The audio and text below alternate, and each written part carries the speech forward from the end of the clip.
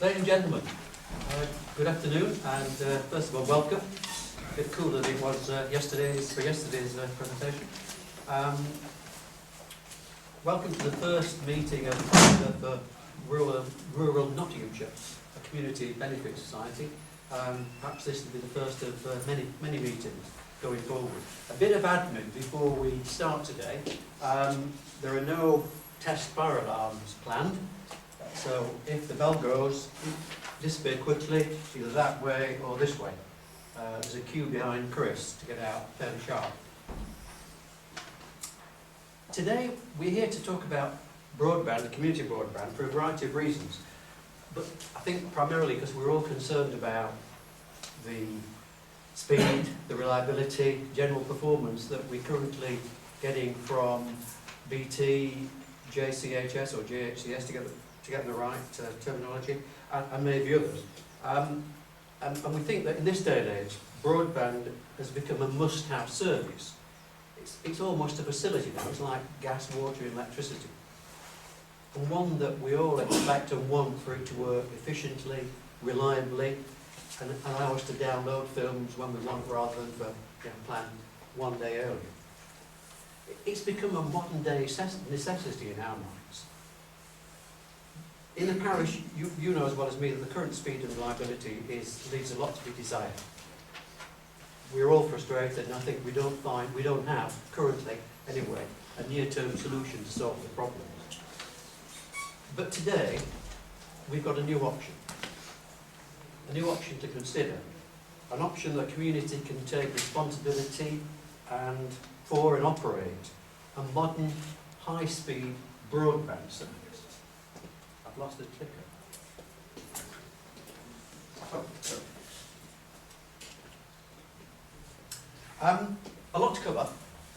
We planned a fairly short presentation actually, up until a few days ago when the share offer went out. I didn't say prospectus this time. When the share offer went out, it caused a lot of questions to be asked, so the presentation's got a bit longer.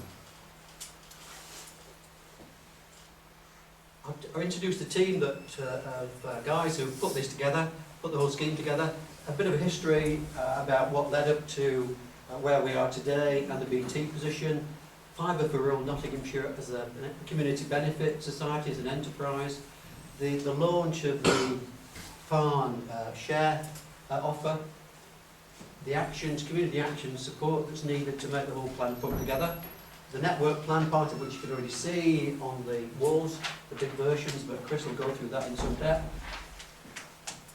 An excellent demonstration, I'm sure, for our friends at MTEL, who are going to take a fibre element around the tube you can see on the hall. A chance then for a lot of questions and answers, because I'm sure that we'll have stimulated one or two by them. Wrapping up, the next step, and then we've got tea and coffee and cakes around the corner there, kindly provided by the ladies at WI. These are guys who put today's plans together and all the work leading up to today's presentation. Just run through them, top to bottom. Chris Horn, Steve Dickman, I'm sure you well know with his parish duties, Lee Farrer, who's this guy at the end here? Jim, Paul Cook, Andy Newton, Tom Price, myself, Peter Wheeldon, Paul Newton, who's currently in Singapore, Roger Summerton, and David Colbeck.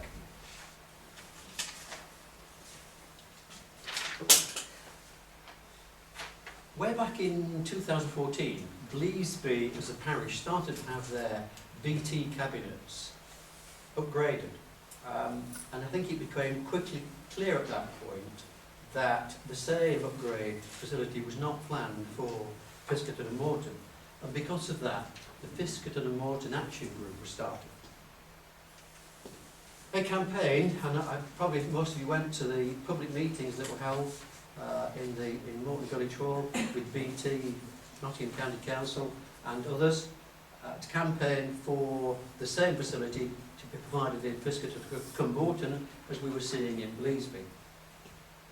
Over many months, lots of things happened and the campaign was successful, but we got approved to be included in the round of funding the second round of funding that had previously passed us by, but those funds got caught in legal wrangles. State aid was a problem that some guys caught on to and said what was being tried to do may not be possible. If those problems are resolved, it was said some months ago that the upgrades will not commence until late 2017, early 2018.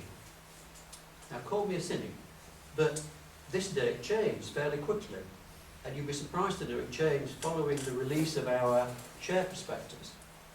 So last Thursday, the website was upgraded, Nottingham County Council's website, I think it is, to say that the new service from BT is expected to be available by July 2017. What we don't know is how fast that new service will be. BT admitted, I think, if you probably remember at the public meeting, that they find upgrading the current system in Fiskerton and Morton is technically challenging. They've got more investment to make than perhaps they would otherwise like to do. Following the fact that the whole programme got wrapped up in legal wrangles, the action group reconvened and considered what options do we have. And the view was that we should start our own community broadband service, and Fibre for rural Nottinghamshire was established to do just that, to build a community broadband service. It was established in 2015, August 2015, as a community benefit society, and just a few, well, the initial costs were funded by the management team that you've already seen. Community benefit society, their purpose is to offer shares, community shares, to local people. Each member is entitled to one vote, regardless of how much he invests, whether it's £1 or £15,000 in our case being the maximum. The value of each share will not increase. This is not a get-rich scheme. It's not a normal commercial share investment. The share can eventually be withdrawn as the Community Benefit Society creates surplus funds to do just that. But there is, in most community benefit societies, I think, an asset lock to make sure that the assets that the Community Benefit Society owns are used for the benefit of the community, not for individual members. So the most individual members can get back is their original investment of X, plus any interest that's payable in the meantime.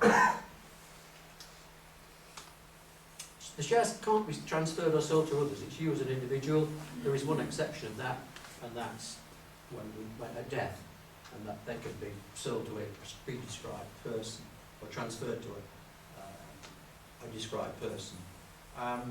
The whole benefit of the whole purpose of the Community Benefit Society is to invest in community projects, and any surplus that the Community Benefit Society creates can be used for other community projects, whether it be, let's say, painting this place or doing other projects around the villages. Back to farm now. We've prepared a business plan and we've prepared a share offer. The share offer was distributed last weekend. Has everyone here had a copy? Yeah, no one missed. Oh, yesterday we had 1 or 2 missing. So that's been prepared.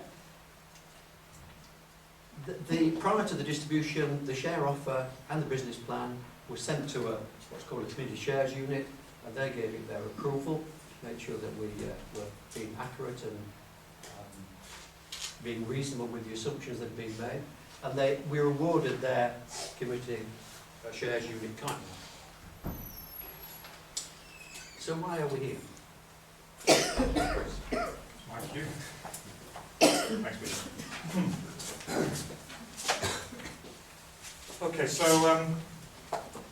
when we set up the Broadband Action Group back in 2014, I hadn't really given a great deal of thought to what superfast BT Infinity fibre optic broadband actually meant. I guess that at the time I thought that we had a fibre optic that came all the way to the property and that speeds were just going to be infinitely fast. So they're probably not that quick, but very, very fast. Effectively unlimited.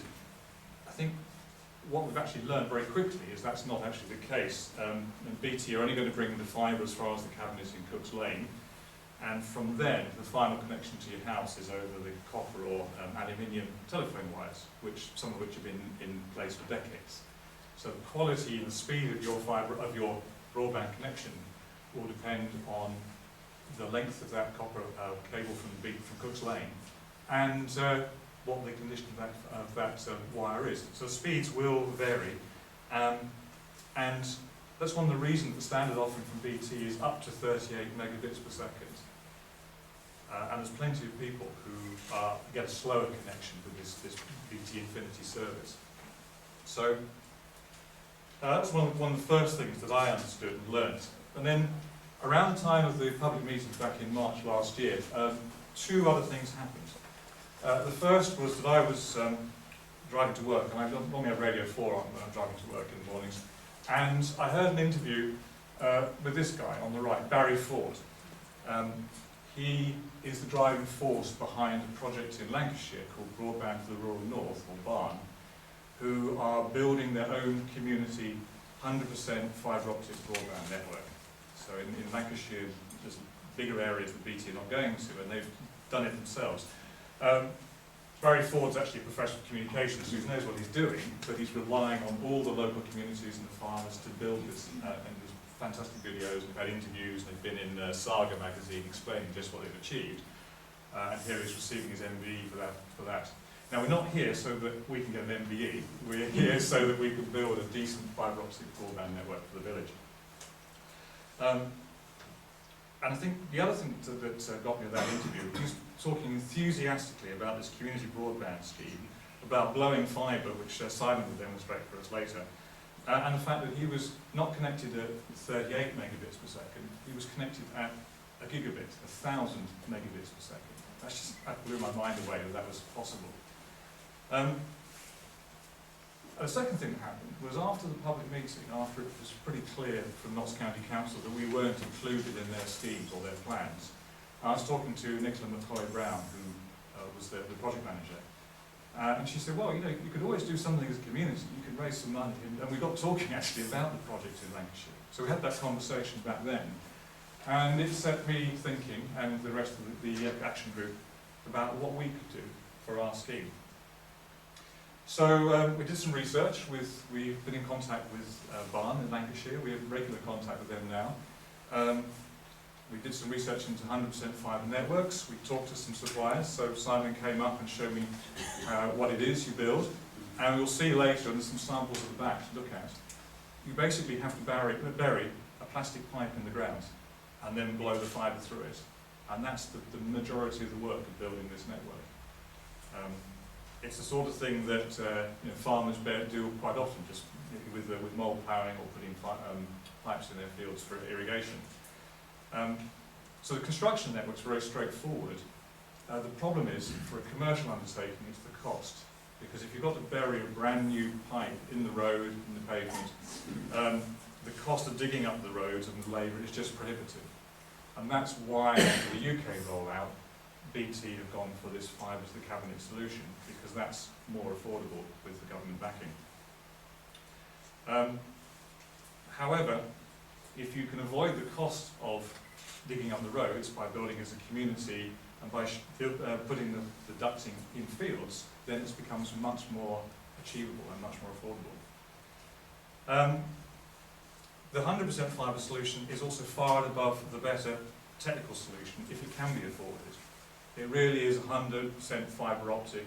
The signal is brought to you with light, and distance has no impact on the performance. And for all intents and purposes, it really is unlimited. And where it is possible to invest in it, countries are making that decision, that's what they're doing. So for instance, Andorra is 100% fibre optic to every property. I was doing some research on Friday and discovered that in Russia they have 35 million properties connected to fibre optic networks. And in Spain, the plan is by 2020 to have 80% of Spain connected to a 100% fibre optic network. And unfortunately in the UK, the national plans don't include that at any level. I also wanted to share a couple of quotes with you, to sort of bring into highlight what some of the views on this. The first one was I found in evidence to the Public Accounts Committee from a guy called Peter Cochrane, who was the BT Chief Technology Officer. Now, he didn't work for BT when he gave this evidence, he'd already moved on to a new role. You can see he has quite a strong view about the current plans. And the other one is one I came across this week, which from the Chief Executive of Vodafone in Germany. And again, talking about the fact that the investment to keep using the existing copper network is, in these two quite influential people's views, the wrong thing to do. So, given that, and given what we found out from the project in Lancashire,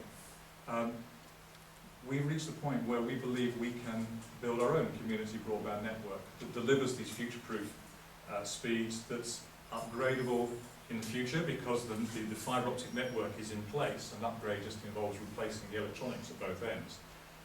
And we make a real investment in our two villages.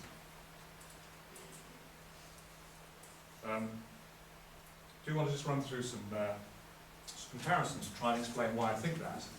So if we look at the BT solution, it's got some advantages. It's low risk, it's supported by BT, so you've got a national company behind it, and to all intents and purposes, it's the do-nothing solution. At the moment, if Notts County Council can get through the state aid questions with the national organisations, then, and I expect they will, then it will be delivered.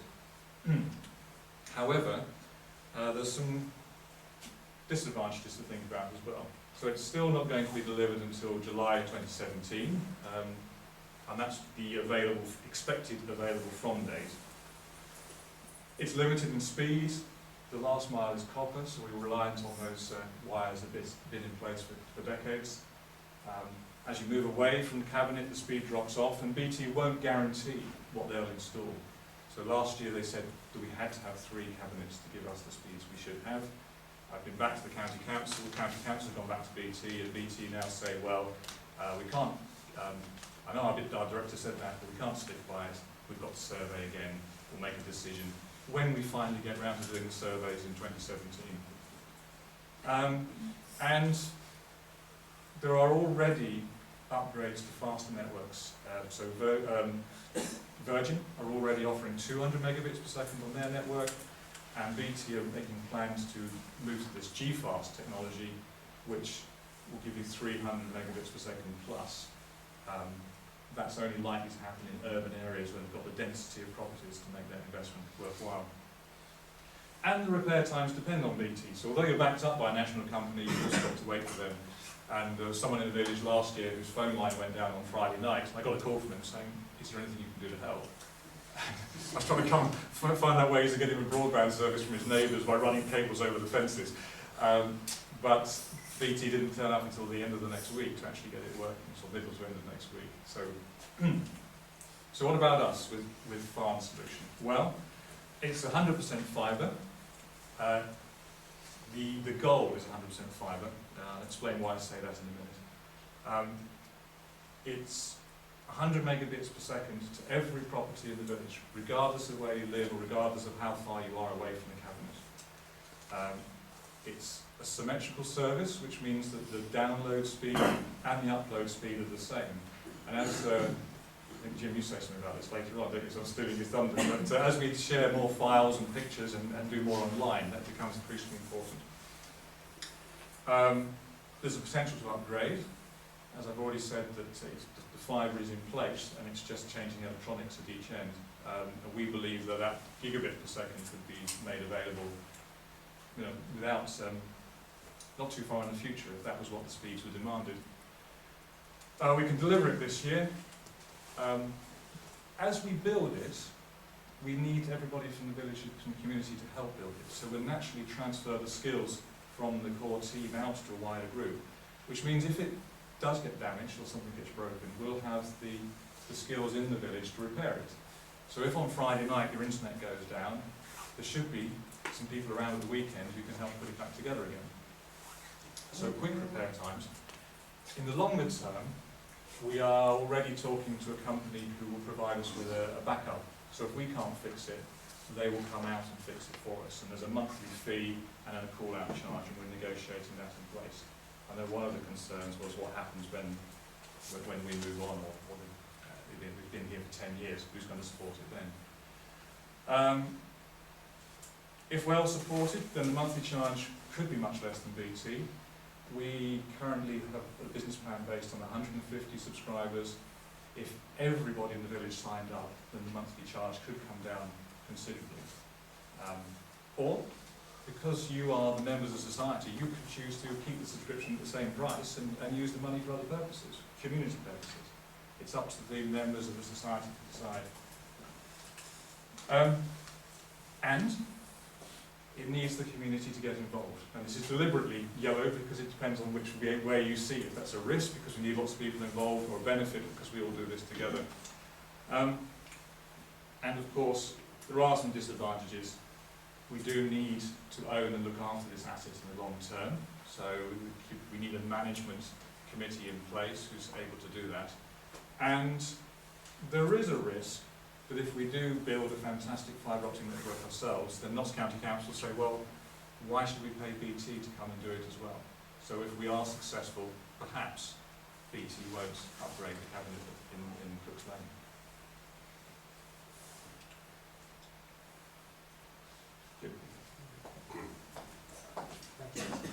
So as Chris has alluded, the key part for farm is to make available to every house of Fiskerton and Morton 100 megabits per second link. And the key thing there is the symmetrical element. So anybody who's involved in video conferencing, Skype, anything like that, that you need a large amount of data going up to the internet, the symmetrical is where you want to be. So those of us with JCHS at the moment, we might have reasonable download speeds, but our upload speed is still very poor.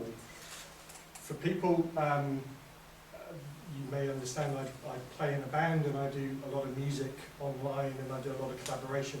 It's almost impossible, it is impossible for me to share any of those files up to the internet. I have to do that in a different way. So we just wanted people to understand that this is the same down as it is up, and that's a real benefit. It's a huge benefit amongst what we will be receiving from BT. But we talk about 100 megabits per second, and we you need to understand what that looks like as a speed, and we were hoping to be able to put a test in the building, but technology got the better part of us. So Steve very kindly took a 191 meg file. This is a routine update file to an antivirus software, and this was run off of 100 meg connection. And we just wanted to show you how quickly the file itself downloads. So this is just the process that you go through. Key thing is it's up here, keeping an eye up there. So it's a 191 meg file, and it's downloading.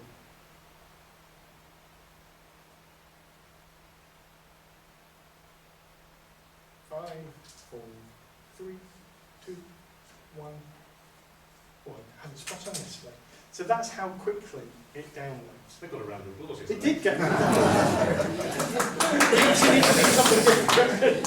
What was really interesting though is we also tested that on the JCHS network, the wireless network that you may have seen sort of around the village at the moment. And that took about, was it 6.5 minutes to download the same thing? And Steve did volunteer to video the same download off the BT one. And I think it came out at about 24 minutes, and we did think that that was really pushing it to have that video running even in the background to show you. So this was just a simple way of demonstrating what that speed looks like. So it said 191 meg in 13 seconds. But we've emphasised right from the beginning, this is a community effort. We've got to where we are at the moment, with sort of eight or nine of us bringing together lots of experience to a point where we know we've got an offer to make. But we need the community to help make that offer a reality. And there's 3 core things that we need to go through. And we've touched on some of them, but we just want to labour the point so that people really understand what's required. So we need investment of 150,000. We need people to subscribe to the system, and we need support. In terms of the investment, you buy shares in Farm as a community, and Peter's already touched on that. It's a minimum of £1,000 investment, maximum of 15,000, and it's the one vote regardless of how much you invest. The benefits. Now this is the sort of important bit around the buying the community shares. We had confirmed Friday, so it's why it says potentially, that actually under the Seed Enterprise Investment Scheme you can claim 50% of your investment back against tax. So in effect, £1,000 investment would only be a £500 investment because of the tax relief you'd get the following year. And as we said, there's a potential for interest to be paid from year 5. So it is an investment that brings interest, but it's not the get-rich-quick scheme. And the rules around that is sort of 5% investment, interest, or 2% of Bank of England base rate. But it's based on the directors of the company being clear that we can only pay that if we're actually sort of running a profit. So how much? This is the key question. Connection and equipment is £210, so one-off connection charge to the network. And that gets you the box in the support, and we bring, which is that. Just as if you would at home, it's the wireless connection. So you get the hub. Subscription £36 a month. So again, as we've talked about, we think that that's at 150 subscribers a month. We know that that gives us a cost-effective business. If everybody subscribes, we know we can bring that cost down. Benefits. We've talked about future-proofing. This is really easy to upgrade. It says, for somebody who'd like me, it's very non-technical. There will be a box on that. But in my head, there's a dial. And I know it's a bit more complicated than that. But at a point, we can just dial up the speed. So as we need more speed, we can just create that speed. The backhaul, the bit that we connect to the world, it will be at a gig.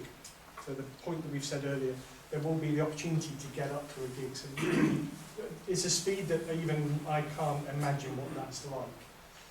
You know, we're talking very, very fast, yeah. But we talked about the notion of the 100 meg symmetrical broadband.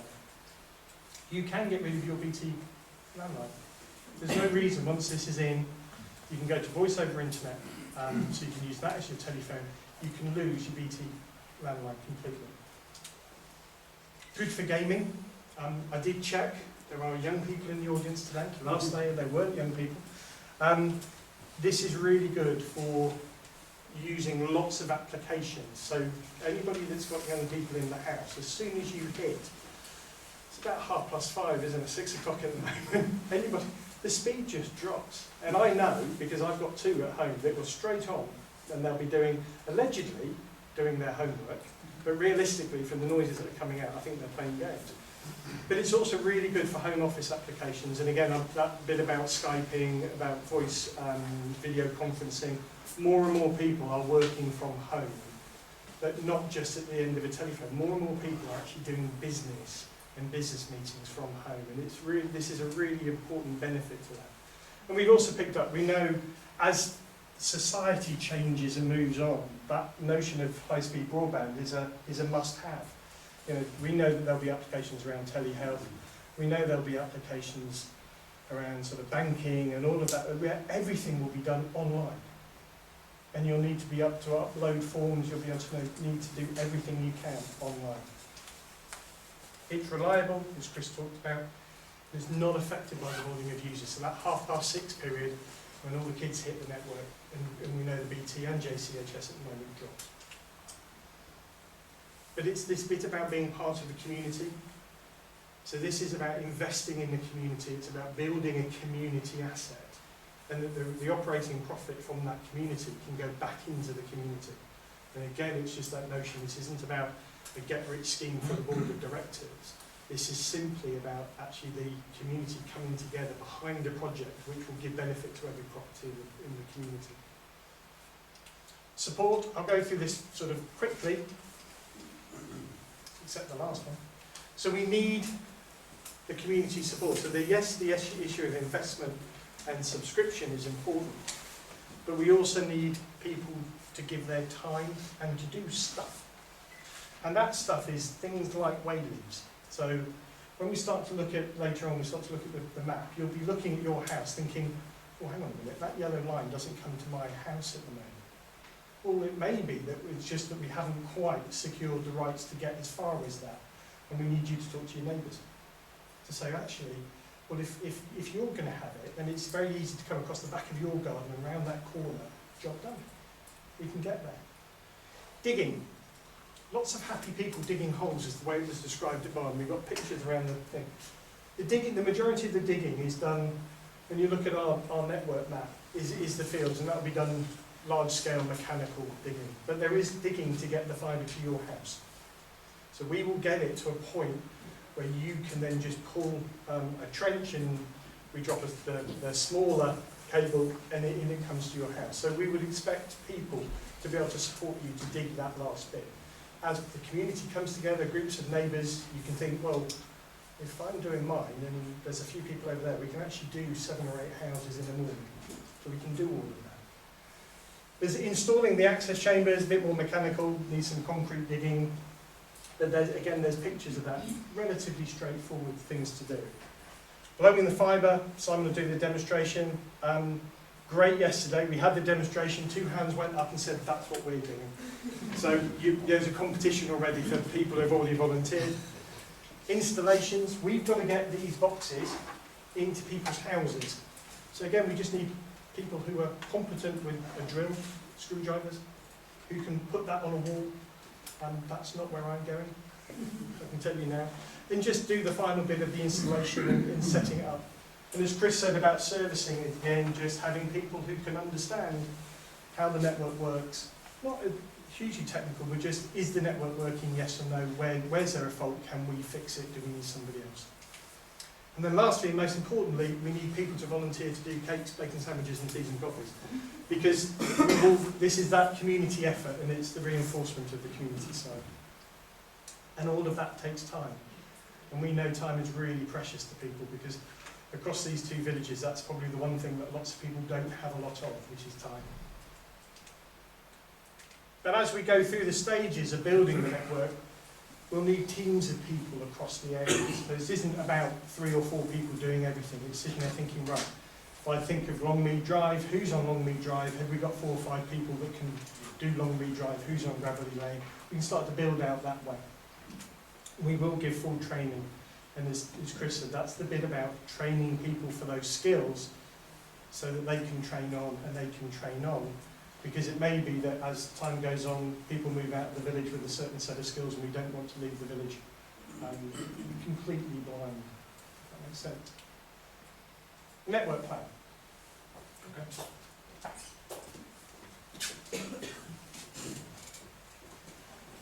So this is available on the big prints and we'll try and answer questions afterwards around that. Also, there is a version on the website which you can look at and blow up. This is the sort of provisional plan that we've put together. We've, in principle, got most of the waves that we need to build the core of the network, which is what you can see on this diagram. Don't worry about the colours, it's actually different sizes of ducting that we have to put in different areas, but these are the primary ducts. And the principle is that we build around the outside of the villages, around the edges of fields, where it's easy to put this in with a mole plough, it's easy to dig, and we don't have to pay for the council for digging up the road and the pavements, which makes it very expensive. And then at strategic points around the network, there will be access ducts or access chambers put in the ground, and then we run from those a 7mm diameter tube to every property that wants a connection. Haven't drawn them on here because it ends up looking like someone scribbled on it with a pen because there's so many that could go on. The principle is that we aim to make a connection possible for everybody in the 2 villages, okay? Regardless of how far you are from the box. If you're in Fiskerton or Morton, then you will be able to get a connection. And that also, the connection is available whether you subscribe to share or buy shares or not. But obviously we need to get enough investment to be able to build it. But if you aren't able to put £1,000 in, fully understand. If you still want a connection, then you can definitely have one. There is a challenge with our villages, which is that in the middle of Fiskerton, in the middle of Moreton, the houses are quite close together, and there isn't a field that you back onto that we can run the fibre into. So the long-term goal is definitely to provide a fibre to everybody. To get this up and running in 12 months, and ideally a lot quicker, is we are going to have to supply the centre of the two villages to start with via a mesh wireless network. So it is a wireless connection, so we don't have to dig up the roads to start with. It's a mesh, so there are a number of wireless transmitters which are all in sight of each other, and they can all connect via each other. And the distances involved are quite slow, which gives us a lot of confidence that the wireless connection will be a good quality, high quality connection. And the advantage of the mesh is that if one node stops working, or there's a tree grows, or we didn't realise that there was going to be so many leaves on the tree when we put it in, the mesh heals itself and redirects around the obstacle. So we don't have to get involved in keeping this up and running. The other thing about the wireless mesh is that the equipment we're looking to invest in is top range, and it will also be able to provide that 100 megabits per second symmetrical connection. So whether you're on the wireless mesh or directly on the fibre from day one, you will get that 100 megabits symmetrical connection. As the company, as the enterprise grows, we can do one of two things. We can either extend the fibre out, where people get together and say, actually, I don't mind going across my garden and the neighbour's garden, and we'll put it in that way. That's great, but we can't rely on that. So we're also looking at what options we have in the future for running it in the road or in the pavement. And again, one of the companies we're talking to has a contracting arm and will be prepared to do that with us. It's just a little bit more expensive, and we can't do it in phase one until the company's a bit more is operating. Okay. So please do ask questions afterwards. I know that's quite detailed in a short time to try and explain everything. But the key message is we will provide 100 megabits per second symmetrical, high-quality broadband connection from the start of operation to everybody in the villages. Could you just point out where the boxes are, BT boxes are, to bring these all in? So we won't be on the BT box. We will put a box. The plan is to put a box in the car park here, and then to run the whole network out from that. And then we have got a company we're talking to who will bring a fibre to us in that box. There is a couple of other options we're looking at. One is whether we should have a second box in Fiskerton, or whether we bring the fibre in up via near the railway station rather than into this area here. This would be a good place because it's public, it's community land, and it's a good central place to have the connection. So, at this point, I'd like to introduce Simon Wade from MTEL, who's been patiently sitting there. You'll recognise straight away from Simon's accent that he's Welsh. So don't hold that against me. I look at Russell Jones in the audience. And Simon will also be available afterwards to ask questions. He's got some of the ducting at the back and some of the other pieces of the physical equipment to show you. But you're going to demonstrate how we blow the fibre, right? Chris, yeah, thank you very much for inviting me here today. Second of two events. Yesterday's was nearly successful with one slight hitch with a connector. What I'm going to demonstrate to you is how easy it is to blow optical fibre cable from the access chamber, which is going to house one of these. We're going to blow using simple machinery, and we've simulated what is really the drop from the access chamber to your house. Reality is it would be an orange tube being dug at spade's depth, and then the bit coming up the wall would be black, so it's aesthetically pleasing. But to make this demonstration a little more interesting, we've got the tube as a translucent, so you can actually see the fibre travelling. I need a minute just to set up the machines, and unfortunately you've got the better side of me, because I'll be working the machines, so you'll be seeing my back. But if if you want to stand up and take a watch as the fibre travels, and it'll eventually be arriving on that demo drum there. So if you just give me a moment just to set the machine up. If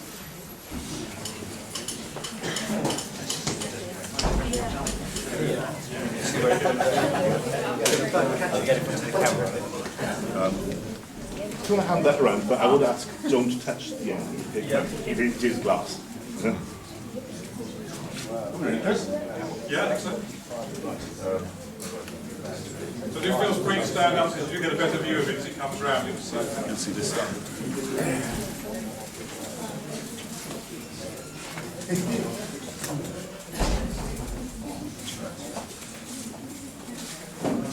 We've got motion, we're going at 10, 13 metres a minute, 21 metres a minute, 26, 29, 37 metres a minute. See travelling?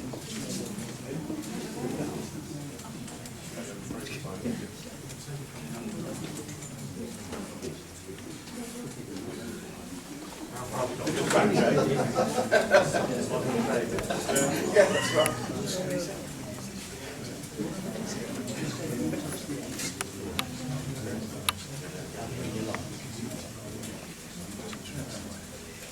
you got it, Andy? Yeah.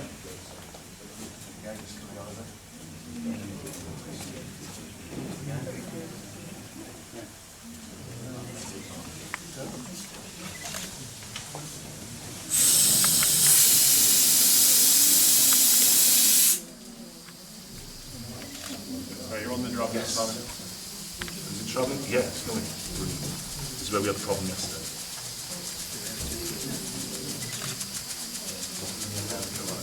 Yeah, hit it quite quickly as soon as it starts.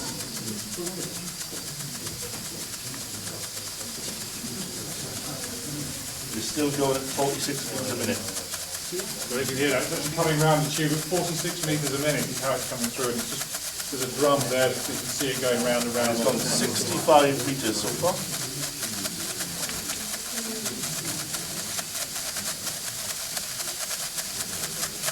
Still doing 50 metres a minute.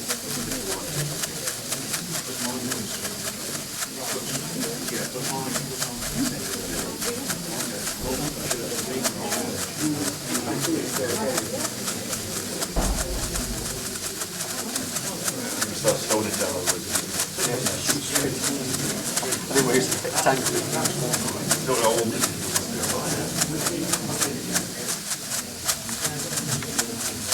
Yes! There we go. And the fiber's just arrived at your house.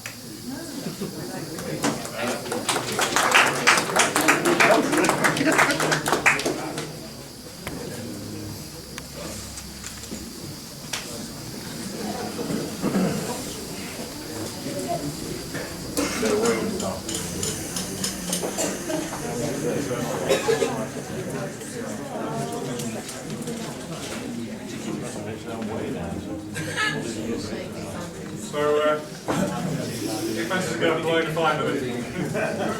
Yeah. Thank you, Simon. Okay, so that's just using compressed air to help the fibre travel down the tube.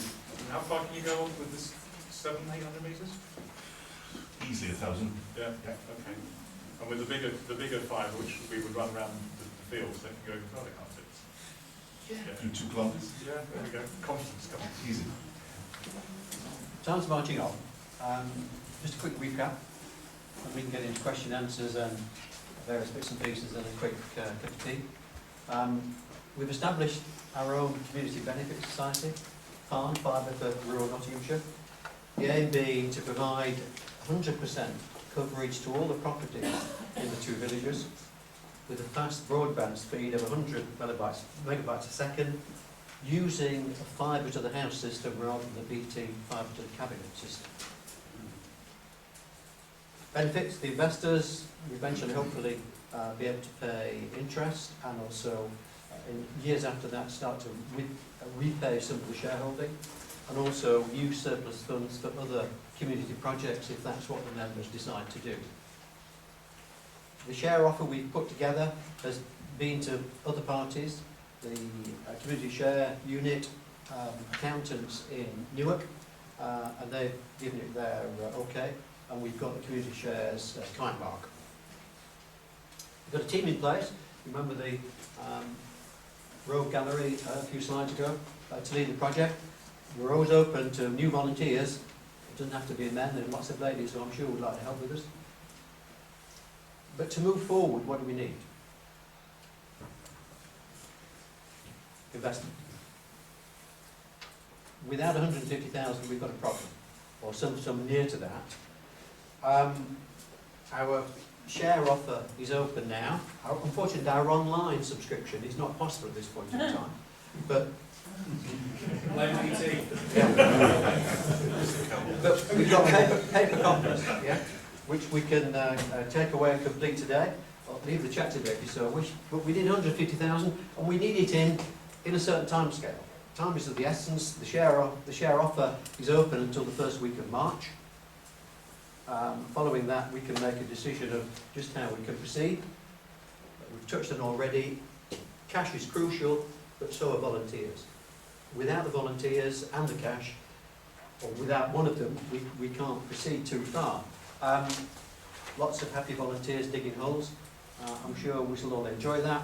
And if we put the cash together and we get the volunteers, we'll get the results received, and that is one for all, all for one, and all for five.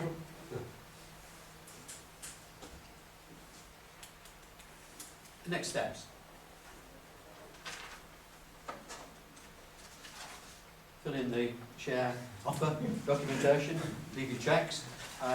We've got 2 other drop-in sessions for people who would like to come and ask further questions, both at 7:30 this Tuesday at the Moon, 19th of January, and then on the 20th, that's the Wednesday, down at the Bromley. Informal sessions, have a chat, talk through issues, sign the volunteer forms, which you've got a copy in front of you on each and every chair today, hoping for your participation and agreement that you will invest with the community scheme. The reminder, the share offer is open. First week of March. Then we can decide how and when we can proceed, and I'm sure we'll be able to. To get this far, a lot of people have helped. Barn in the north, Chris has referred to them. We've had lots of conversations with them and their team. MTEL with Simon and his colleagues supported us substantially, and lots of other people. Locally, Chili Bob's, the Hammond families, and others have helped us to put the banners, which hopefully you've seen, around the village. With Sentinel Design up in Newcastle, who printed some of the material for us. Who printed the leaflets? Chris, I always forget. Matt Rockwood. Matt Rockwood printed the leaflets. And of course, we've got the WI ladies in the back there who have hopefully have made tea and coffee and provided 1 or 2 cakes. Very nice case. Yeah, they were super yesterday. Thank you for your attendance and your interest, and we're delighted to try and deal with any questions that you might want to raise. Question 1, when a cable gets broken, how do you find out where it is? And how Chris has got a very to get it repaired? fancy name for a bit of kit. Well, yes, so quite often when a cable gets broken, there's someone stood next to it looking a bit sheepish where they've dug through it with a JCB. It's the easy way. Well, this is different. Get through the tube and find us. All right. Okay, so we actually this is a demonstration. Okay. Go on. It's not that tube. Right. The distance, say that's the brake. There's a bit of machinery you can actually connect at the working end, the cabinet end, that you put on the end, and it'll detect exactly to the meter fibre break has happened. The posh name for it is Optical time delay reflectometry. There we go. I had to practice that a couple of times. Yeah. So it bounces the light down the tube and measures the reflection, and it measures the speed incredibly accurately, and then can tell where the brake is. So if there isn't someone sheepish with a JCB, then we know where to dig because we can measure it. Now the company I spoke to that we were talking about having a service contract, a backup contract, they have that equipment. Once you've found the brake, you have to dig down to it. You can clean up the end of the tube, and then we leave spare fibre in the chambers of each end, so we can blow a length of fibre through, and then you use a thing called a fusion splicer, which basically melts the glass and welds it together to reconnect it, and that's back at close to 100% perfect optical properties. And then you need to either put it into one of these splice enclosures to give it mechanical strength, and then you can bury that back in the ground, and then that's marked on our plans, of course, we know what it is, and then you're back in service. We spoke to Barn about this, and they gave us lots of guidance on how to do it. They reckon you can repair 24 fibres, because they come in bundles, in about 4 hours. So, given that we'll have the capability in the village, that's plan A. If we can't find it, or we haven't got the capability, then this company we're talking to do. We pay them a monthly fee, which isn't very much. They give a Monday to Friday office hours response, and they'll come out within 8 hours, and then we have to pay them a daily van rate to get it fixed. So there's the local solution, quick, with local capability, or the backup plan. Okay, I hope that answers the question, but it's, How many fibres down one piece of ducting? And can you put it down existing GPO ducting? the number of fibres, so this is actually a triple duct, this one, so there's two sizes we use. There's a 7mm tube, that will take up to 12 fibres. Correct me when I get it wrong, Simon? No. Or this is a 14mm tube, and each one of those will take, we were planning 96, Simon says we put 144 fibres down one of these, and obviously with 3 of them, well that's 3 lots of 144, come on there. 96 fibres. I'm sorry. So lots. We can't use GPO ducting, unfortunately. There is an access agreement, but the hoops that you have to jump through to get BT to let you do it are just so prohibitive and expensive that we can't do it. Being somewhat naive in these things, if we're paying £36 a month, Yeah. one wouldn't want to pay £18 for the telephone line. Can you just explain the voice over? Voice over IP, okay. So yeah, you can get rid of your BT line, and you can get an adapter that plugs into your internet connection, and then you can plug your telephone into that box. So you route your telephone over the internet. There are a number of companies that provide the service, the telephone service. There's a sort of no-hassle company called Vonage, who charge a monthly fee for the box, but you get bundled telephone calls. There are other companies where you have no monthly charge, but you have to pay for each call. It just depends on. Keep the same number. You can keep the same number, yes, absolutely. Could you say a little bit more about the connection to the outside world? You mentioned that a third party is going to run out in 5, just in terms of reliability, sustainability. If it's not BT or one of the people, who is it? How are they going to manage it for you? Steve, do you want to pick that one? Ironically, it will either be BT providing the cable or Virgin Fine, and we'll stand third party connection. Okay. Could you not then have the fibre network within Fiston and just connect to their cabinet instead? There's actually no fibre in the cabinet on Cook's Lane. No, but when they upgraded in 2018. Yeah, we'll have to wait till 2018. Okay, just I doubt if we could connect to the BT cabinet, because Well- that's their proprietary. No, but what would happen, Peter, is if we would buy the backhaul from one of the backhaul providers, and we've talked to a number of companies. They then arrange for the fibre to be brought to the village, and OpenReach are the company that do that, and they have national access arrangements, so they have to provide it. It's a part of their license provision. So at the moment, there's no fibre in Fiskerton. If there were, then BT would already be on the superfast service anyway with the 38 megabits. If we waited until the cabinets in Cook's Lane is upgraded, then we could arrange with a company for our own fibre optic network, and BT would, by all intents and purposes, connect us into that box on that connection. So it would be possible, but we haven't got any fibre there at the moment. Okay. Right, excellent. The box that you have in the house, right? Yeah. What does that do? Is it wireless as? So this is the box that we're looking at the moment. So that remains farmed property. Yeah. So we would provide that, and then obviously if it breaks, we put a arrange for a replacement. The fibre optic terminates straight into this, and we can take it apart and show how that works later if you like. On the bottom are 4 ports you can plug your computer straight into, and if you want to get the maximum speed, and if we upgrade to a gigabit in the future, that is the best way of getting the full capacity. But that also has the wireless network in it as well. So that would replace your BT home hub or your Linksys modem or whatever router you've got in your house. That would replace it. Okay.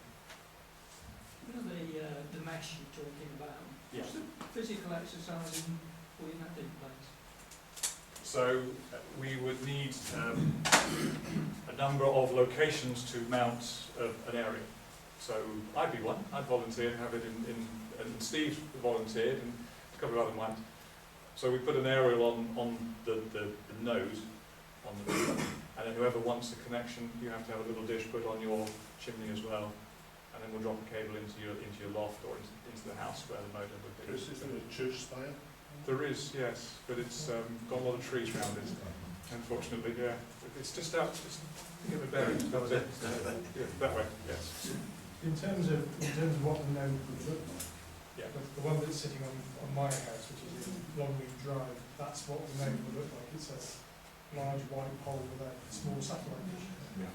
We probably wouldn't need a little dish on We ours. wouldn't, yeah. Just a pole. When you go across people's gardens and you get the wayleaves for it, are those wayleaves, suppose you get the wayleaves across someone's garden and they leave, Yes. does it continue that wayleaf, or do you have to negotiate with you? The wayleaf would be moved with the stays with the property, so it transfers to the new owner. So presumably they want super fast, ultra fast fibre optic broadband, and they're be a good idea to hold on to it. So what happens if you've got someone who doesn't want it, and there's gardens either side, and they won't allow you to go across their property? Yeah, that's why I was talking about the maybe places where we have to dig in the middle of the villages. We have to go in the pavement, and the company we're talking to again, they have what's called code towers, so they have that permission to lay utilities in the pavement or in the road. So it's expensive, so we try and keep that to a minimum if we can. So there's a question at the back. How come I'm doing the questions? Yes. Yeah, just a quick question is, would the helpers have any legal responsibility if they were to damage someone's property or whatever? Would you provide cover for the helpers? Yes, so as that's a really good question, because although it's a community activity, we as the company are effectively employing the community volunteers to work. So we have to cover the same requirements for insurance and health and safety legislation as any company would, even though we're not paying you for activities. So yes, the insurance policies would be in place, and we've got those underway at the moment, and we have to have a health and safety plan and all the rest of it to go with it. So yes. Right, there's a question in the middle just now. Rob. Is the 100 meg per second, Yeah. is that what you expect the wireless mesh system to give, or would that be less than 100 meg? It's what the wireless message we give. Yeah. So the objective is to give everybody 100 megabits from day one, symmetrical. Yeah. And in terms of future going up to 1 gig, if it was to ever happen, Yes. is that an extra round of investment, or what's that dependent upon? Going from 100 to 1 gig? It's on 2 things. Just trying to. So one is we've got enough people subscribing to be able to pay for the extra capacity on the platform. So you buy a fibre that is capable of taking a gig, and then you buy so much capacity on it. So to start with, we'd only take 100 megabits on that fibre. If we've got enough subscribers, then we can wind it up. And then the second part of the restriction is the technical one around the equipment. So this box can already do a gig. Yeah. The wireless can't do a gig yet. So that's why we're saying to be fair to everybody and get even playing field. and to understand how the load is and what it's going to be. Let's start with 100, we'll have a bigger capacity we can use, and if it's working well, then we can start ramping the speed The up. infrastructure is already there. Absolutely, yeah. That's the great thing about the fibre, it's upgradable. I was talking to a supplier during the week, and they're actually working with one company who are offering 5 gigabits to the home. Now, I have no idea what you're going to do with 5 gigabits, but that's commercially available now from another supplier. You're absolutely right. I mean, in terms of the services moving forward, more and more people move, most people move over to HDTV now and go to waterfall. There will be a point at some point in the future, not too far away, when most people are broadcasting in 4K, and therefore that takes up capacity anyway. Yeah. So you just have to keep that infrastructure in place. Okay, thank you. Does the cable have to be buried, or can it go over the surface at all? It can go, well, Simon, you do an aerial one, don't you? Yeah, there's a number of ways these tubes can be deployed. The safest way is to have it directly buried in the ground. Where that's not possible, you can either string it overhead. You have variants that can go from pole to pole or pole to house to house from the eaves. Or if we have a customer farm in Lancashire where they have a limestone outcrop where you're just physically impossible to dig this stuff, so they're actually using some of our ducting on the surface and saddle clipping it. Of course, that leaves it open to rodents to eat through it, so we're having to put rodent resistance materials in there.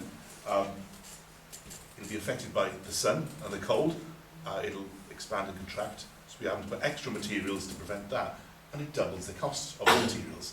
So keeping the cost down, best way is always to direct burial, although there are going to be circumstances where you have to look at alternatives. Just a subsidiary question on that. Have you investigated whether the existing utilities would allow you to use the pole? It's the same as the ducting. So the BT will, in principle, allow other companies to use their poles, but the hoops and the costs that you've got, the costs and the hoops you've got to jump through are just prohibitive. It's well beyond our capability. If we were Virgin and had a bottomless pockets to do it, then they are using BT's infrastructure for some of theirs, but it's not possible for us, unfortunately. Those nice people at Eon. No, but I have another customer who is talking to the local DNO. Yes, And, so it'll be Western Power. Eon don't have a distribution company like that, but I work for Eon, this is why Simon's asked me the question. But yes, and again, it may be possible to use the overhead wires. What worries me about that is you're putting our infrastructure on an electric overhead wire. How close can you lay these cables to an electric cable? Well, Western Power have put ducting in for us all around at Mawson when they were doing their overlay, so we'll be adjacent to it. There's no electrical interference between the cables and the fibre. This is completely inert. It's not affected by radio or electricity. So, if we're hand digging around electric cables, there's no reason why they can't be touching. What sort of depth are you talking about? What sort of depth? So, in the fields, we need to be deep enough that they are not going to be affected by ploughing. So you could advise me what depth to go. In the barn project, they're laying them to about 50 to 60 centimetres, which I understand, depending on how you're ploughing, may not be deep enough. So it just depends on where it goes and what the landholder needs. In your back gardens, it just needs to be spade depth. It doesn't have to be very deep. How are we doing for time? I'm conscious of lots of questions and to you. 10 minutes. It's full. 4:05. Okay. So, Ready to go? Any more? Any more? Detailed question, Rob? No?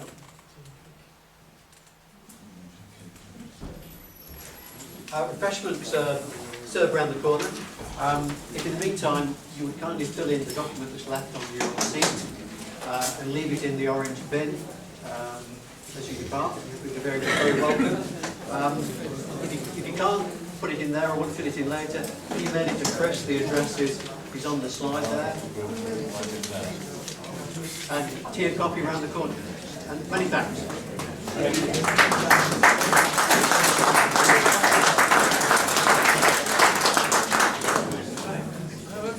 do have a look at the samples of the fibre and the ducting in the back and ask Simon any questions you've got about the system.